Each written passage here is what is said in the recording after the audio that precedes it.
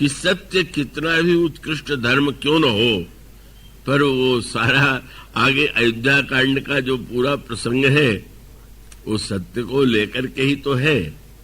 और कैकेयी जी और महाराज दशरथ के वार्तालाप में भी सत्य शब्द जितनी बार आया, महाराज दशरथ ने अपने और अपने वंश की सत्यवादिता की दुहाई दिया और सत्यवादिता की दुहाई देकर के कहा कि तुम जानते हो रघुकुल रीत सदा चली आई, प्राण जाहि बरु वचन न जाई।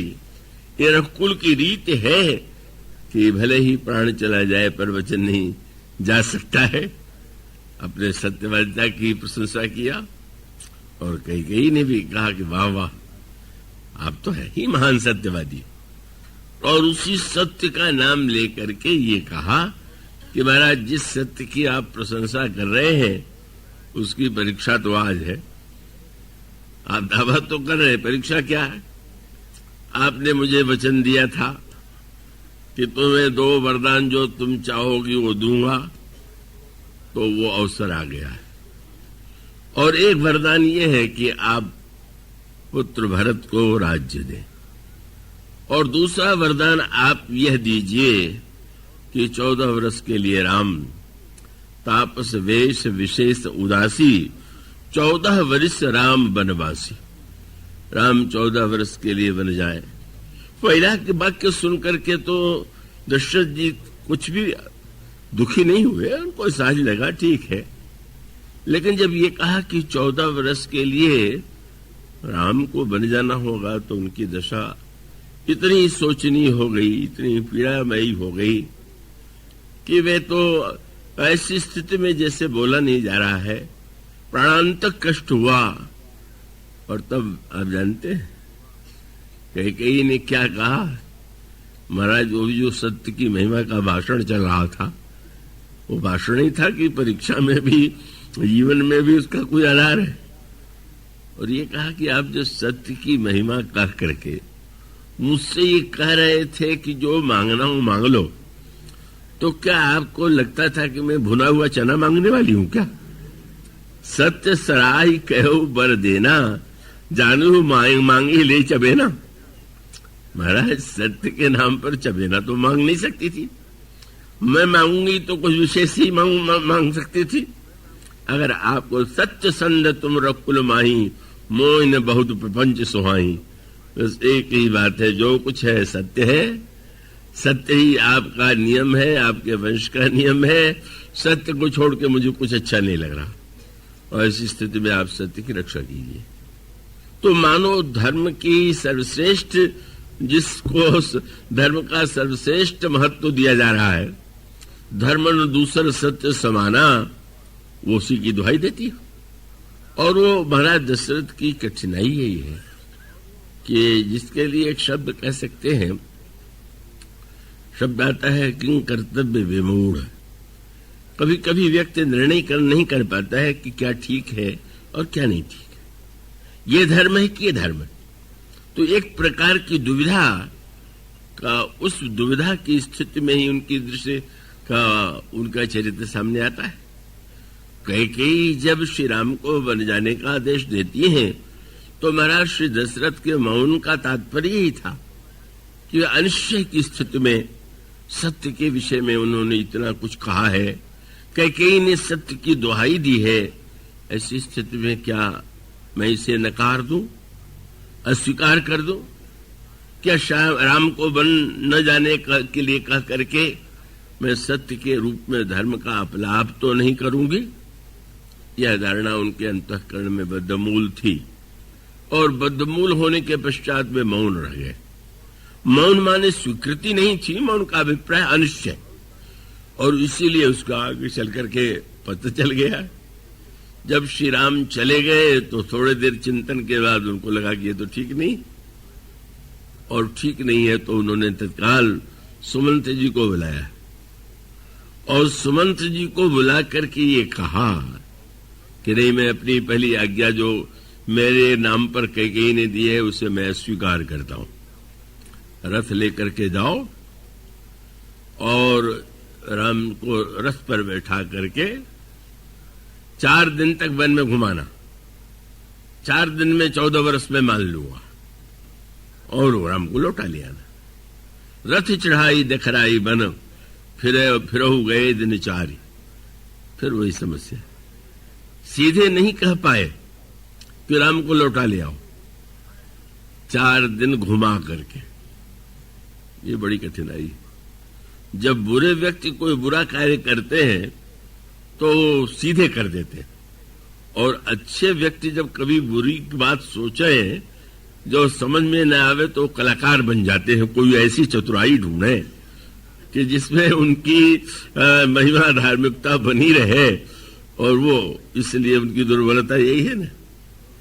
जब महारानी कैकेयी ने कहा था मैं रोक पाए, और सुमंत जी को लौटाने के लिए भेज रहे हैं, तो ये नहीं सीधे कह पाए कि लौटा ले आना। कहते रथ पर बैठा लेना, 4 दिन जंगल में घुमा ले आना है। इसका क्या तुक हुआ? 14 वर्ष के बदले में बोले 14 में भी 4 है, और 4 भी 4 ही है, चलो 1 छोड़ दो। मानो अपने को भुलावा देना, और उस भुलावे के द्वारा वो जो आदेश देते हैं, मानो उस आदेश में ही उनकी इस द्वंद्वात्मक स्थिति का पता चलता है। और इसीलिए बड़ी सुंदर बात आती, धर्म से तत्व निहितम गुहायाम। सुमंत जी ने प्रभु श्री राम से कह दिया, पिताजी के आदेश से आप बन जा रहे थे, पिताजी ने अब वो आदेश परिवर्तित कर दिया है, और मुझसे ये कहा है। अब उन्होंने अपना संशोधन कर लिया, और संशोधन क्या था कि उन्होंने कहा रथ चढ़ाई सुरसरी अनवाई, बस रथ पर बैठा के गंगा स्नान कराना, 4 दिन भी उन्होंने छोड़ दिया। और संशोधन हो रहा है कि आप स्नान करा करके आपको रथ पर बैठा करके ले आवे।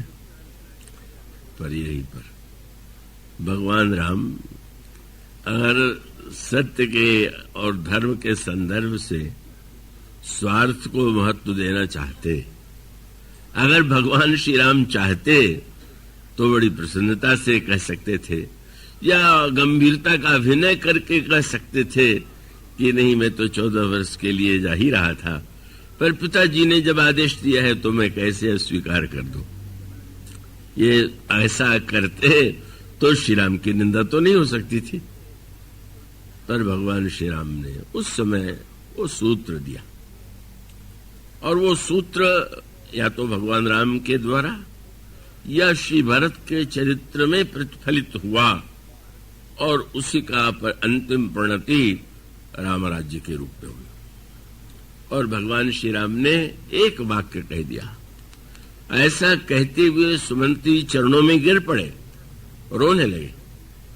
भगवान श्री राम ने बड़े प्रेम से उनको उठा लिया, हृदय से लगा लिया, और एक वाक्य का मंत्री, राम उठाई प्रबोधा, तात धर्म मत तुम सब शोधा। शोध शब्द प्रभु ने प्रयुक्त किया। आप तो प्रधानमंत्री, आप तो जानते हैं कि धर्म को शब्दों के संदर्भ से जोड़ करके अपनी स्वार्थ वृत्ति का समर्थन करना धर्म नहीं है। अपने स्वार्थ के लिए जब कोई व्यक्ति धर्म का समर्थन करता है तो कहीं न कहीं वो धर्म का दुरुपयोग कर रहा है। और दृष्टांत दिया, शिव दधीच हरिचंद्र नरेशा सहे धर्महित कोटि कलेशा। धर्म का अभिप्राय ये है, बस आप उसको गहराई से विचार करके देखें कि भाई मनुष्य के जीवन में स्वार्थ का समर्थन करना धर्म का उद्देश्य हो सकता है क्या? क्या 18 पुराण 18 स्मृति मनुष्य के स्वार्थ के समर्थन को देने के लिए लिखी गई क्या? इसके लिए न लिखने की आवश्यकता थी, न पढ़ने की आवश्यकता थी। उसमें तो सब पढ़े पढ़ा है। वो तो मनुष्य का सहज स्वभाव है, सभी समान रूप से स्वार्थी स्वार्थी तो है। तो सूत्र क्या हुआ कि धर्म अगर स्वार्थ की बात करता भी है, ऐसे वाक्य मिलेंगे कि जिसमें लगेगा कि हाँ स्वार्थ का समर्थन है, लेकिन उसका अभिप्राय है कि स्वार्थ और परमार्थ में सामंजस्य कैसे किया जाए। स्वार्थ को परमार्थ की दिशा में मोड़ा कैसे जाए, उसका अभिप्राय यह है कि सीधे उस स्वार्थ का विरोध नहीं करते। अब आप गीता को उठा के देखें, भगवान कृष्ण जब अर्जुन को लड़ने का उपदेश देते हैं तो प्रारंभ कहां से करते हैं? लड़ो, चिंता छोड़ो, दोनों ओर से लाभ है। क्या बोले? हतो वा प्राप्त से स्वर्गम, मारे जाओगे तो स्वर्ग में जाकर के वहां के आनंद का भोग करना, और अगर तुम जीत गए तो जित्वा वा भोक्ष से महीम, जीत जाओगे तो राजा बन के पृथ्वी का भोग करोगे। लगता है स्वार्थ की ही बात कर रहे हैं, स्वार्थ को बढ़ावा दे रहे हैं। जीने मरने में दोनों में लाभ ही लाभ है। पर यह तो प्रारंभ था। मानो जैसे पहली कक्षा में विद्यार्थी को पहले दिन भेजने के लिए मां नए कपड़े बनवा दे और मिठाई और चंदन वंदन लगा दे, तो मां वो रोज नहीं करने वाली है। रोज बच्चे को विदा करते समय चंदन अक्षत पूजा नहीं होने वाली। वो तो मां थोड़े दिन बच्चे को थोड़ा स्वाभाविक रूप से जो प्रिय है उसे देती है और कहती है कि तुम आओगे तो तुम जो चाहोगे वो मंगा देंगे, खिलौना मंगा देंगे। उसका उद्देश्य तो ये है कि इस लोभ से सही बालक अगर पाठशाला में एक बार जाएगा और जाने के बाद धीरे धीरे इसका मन वहां रम जाएगा, लग जाएगा, तो इन वस्तुओं के अपेक्षा कम हो जाएगी, बाद में मिट जाएगी। ठीक इसी प्रकार से शास्त्रों में जो स्वार्थ की बात कही गई, या स्वयं साक्षात भगवान कृष्ण ने ही अर्जुन से जब ये दोनों वाक्य कह दिए तो उसका उद्देश्य वही था। क्योंकि आगे चल करके भगवान फिर स्वर्ग की भी निंदा करते हैं। भगवान का ये भी कह देते हैं कि अरे क्या रखा है, वेद जो है उनसे भी तुमको ऊपर उठना है। कर्मण्येवाधिकारस्ते मा फलेषु कदाचन। मानो क्रमिक रूप से मनुष्य के अंतःकरण में कैसे स्वार्थ की वृत्ति से धीरे धीरे धीरे उठते उठते परमार्थ की स्थिति आ जाए। तो इसलिए मूल तत्व यह हुआ। बस पहली कसौटी यही है जो भगवान श्री राम ने कहा कि मंत्री जी आप धर्म के तत्व पर विचार कीजिए। धर्म का उद्देश्य क्या हो सकता है? धर्म का उपदेश देने की क्या अपेक्षा है? भगवान श्री राम जब यह वाक्य कहते हैं तो प्रभु का संकेत ये था कि व्यक्ति ने आज तक यही किया है कि धर्म का जब भी उसने नाम लिया तो स्वार्थ के लिए लिया। उसने धर्म को न्यायाधीश नहीं बनाया, धर्म को अपना वकील बना लिया। अब देखिए, न्यायाधीश और जज जो होता है, न्यायाधीश और वकील जो होता है, वो कानून की पुस्तक तो एक ही होती और व्याख्या दोनों दब करेंगे, दोनों ओर के वकील तो कानून का उद्धरण देंगे। पर निर्णायक जो है वो न्यायाधीश क्यों माना जाता है? कि एक व्यक्ति पहले से अपने निर्णय कर चुका है कि इस अपने मुवक्किल के पक्ष में या जिसके पक्ष में वो खड़ा है उसकी बात का समर्थन करना है, उसके विरोधी को भी यही कार्य करना है। न्यायाधीश जो है वो मध्यस्थ होकर के निर्णय करता है कि नहीं, इसमें वस्तुतः न्याय के अनुकूल क्या है।